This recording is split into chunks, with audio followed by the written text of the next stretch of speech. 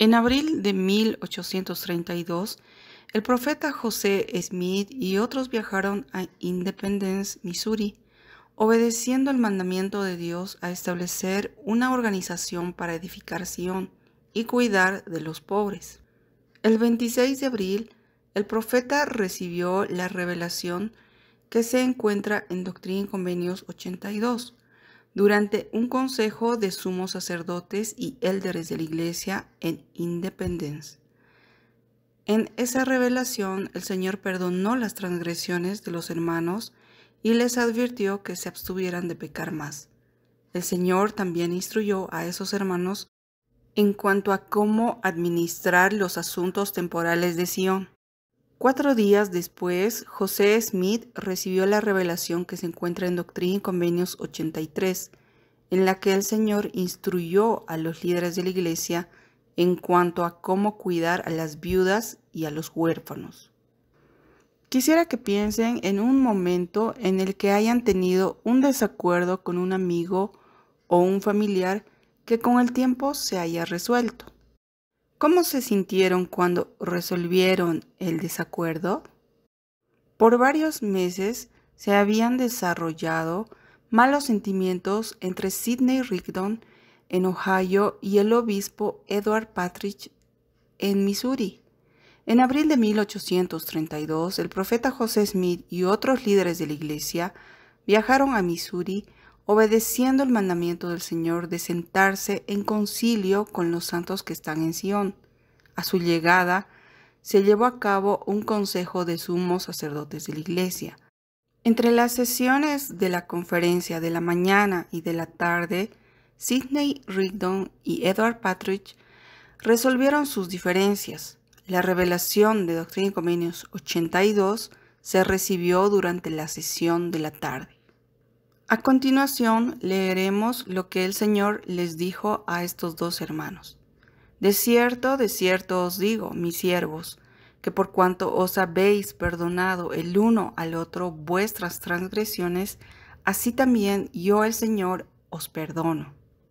No obstante, hay entre vosotros algunos que han pecado extremadamente. Sí, todos vosotros habéis pecado. Mas de cierto os digo, tened cuidado de aquí en adelante, y absteneos de pecar, no sea que desciendan graves juicios sobre vuestra cabeza. Si estos hermanos no se abstenían de pecar, iban a descender graves juicios sobre su cabeza. ¿Pero qué clase de pecados estaban cometiendo estas personas? Cuando los miembros de la iglesia se trasladaron a Missouri, muchos de ellos no obedecieron el consejo de los líderes de la iglesia y algunos rehusaron vivir la ley de consagración. Como resultado, algunos miembros de la iglesia incurrieron en faltas tales como sentir celos y codicia, y fueron negligentes con sus deberes. ¿Pero por qué iban a caer grandes juicios sobre sus cabezas? Continuaremos leyendo en el versículo 3. Porque de aquel a quien mucho se da, mucho se requiere, y el que peque contra mayor luz, mayor condenación recibirá. Pedís revelaciones en mi nombre, y os las concedo, y si no observáis mis palabras que os doy, os hacéis transgresores, y justicia y juicio son el castigo que prescribe mi ley. Entonces el Señor requiere mucho de aquellos a los que Él ha dado mucho. Para saber si nosotros somos aquellas personas a las cuales el Señor ha dado mucho, quisiera que anoten lo siguiente. Quisiera que anoten todas las bendiciones que han recibido de nuestro Padre Celestial. Te pido que puedas pausar el video para realizar esta actividad.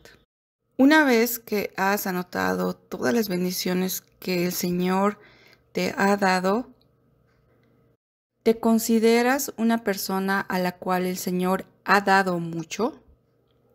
Y si eres esa persona a la cual el Señor ha dado mucho, ¿cuáles son algunas cosas que requiere el Señor de ti? Por favor, anota esto en tu diario de estudio. Más adelante, el Señor advirtió a los santos que el dominio y el poder de Satanás sobre la tierra estaba aumentando. Y en el siguiente versículo, el Señor nos da una advertencia adicional en cuanto al pecado. Y ahora yo, el Señor, en verdad os digo que no os imputaré ningún pecado. Id y no pequéis más, pero los pecados anteriores volverán al alma que peque, dice el Señor vuestro Dios. El elder Richard G. Scott enseñó: el abandono del pecado es la determinación inalterable y permanente de no repetir la transgresión, y si se cumple, no habrá por qué sentir otra vez la amargura de ese pecado. Recuerda que los pecados anteriores volverán al alma que peque. José Smith dijo lo siguiente: el arrepentimiento es algo que no se puede tratar livianamente día tras día. Pecar diariamente y arrepentirse diariamente no es agradable a la vista de Dios. Algo importante que debemos entender del versículo 7 es que para arrepentirnos y recibir el perdón por completo, debemos abandonar nuestros pecados. Más adelante, durante el consejo de sumos sacerdotes en Missouri, el Señor dio una promesa reconfortante a aquellos que obedecen sus mandamientos. Y además os digo que os doy un mandamiento nuevo, para que entendáis mi voluntad concerniente a vosotros, o en otras palabras, os doy instrucciones en cuanto a la manera de conduciros delante de mí, a fin de que se torne para vuestra salvación. Algo importante que podemos aprender de esta parte es que los mandamientos que el Señor nos ha dado son instrucciones que si las seguimos se tornarán para nuestra salvación.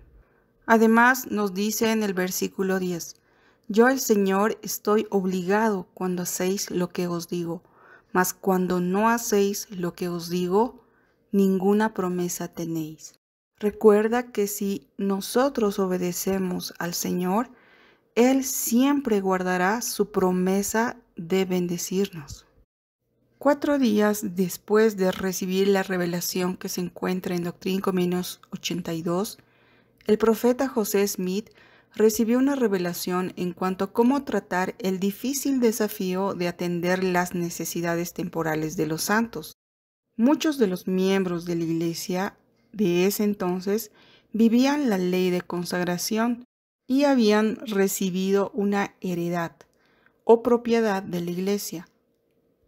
En esta revelación, el Señor reveló lo que ocurriría con la heredad de una familia si el esposo o padre fallecía. Las mujeres tienen el derecho de recibir sostén de sus maridos hasta que éstos mueran, y si ellas no han transgredido, tendrán confraternidad en la iglesia, y si no son fieles, no tendrán confraternidad en la iglesia. No obstante, podrán permanecer en sus heredades según las leyes del país. En la época en que se dio esta revelación, la mayoría de las mujeres dependía de su marido para su sostén temporal. Tener confraternidad en la iglesia significaba que, puesto que el proveedor de la esposa ya no estaba, la iglesia le ayudaría al asumir ella la función de única proveedora. Y se mantendrá el almacén por medio de las consagraciones de la iglesia, y se proveerá lo necesario a las viudas y a los huérfanos, como también a los pobres. Amén. ¿Qué piensan que se enseña en estos versículos en cuanto a lo que el Señor siente por las viudas, los huérfanos y todos los necesitados? Y de hecho, el Señor se sigue preocupando por todas estas personas. La siguiente declaración describe la forma en que el Señor usa sus almacenes hoy en día. El almacén del obispo puede tratarse de una lista de servicios disponibles, dinero en una cuenta de banco, comida en una alacena o mercaderías en un edificio. El almacén se establece en cuanto los miembros fieles dan al obispo de su tiempo, talentos, habilidades, servicio caritativo, bienes materiales y dinero para ayudar a los pobres y edificar el reino de Dios sobre la tierra. Por lo tanto, el almacén del Señor existe en todos los barrios. El obispo es el agente del Señor de ese almacén. Por medio de la inspiración del Señor, el obispo distribuye las ofrendas de los miembros entre los pobres y los necesitados. Los quórums del sacerdocio y la sociedad de socorro lo ayudan en la tarea.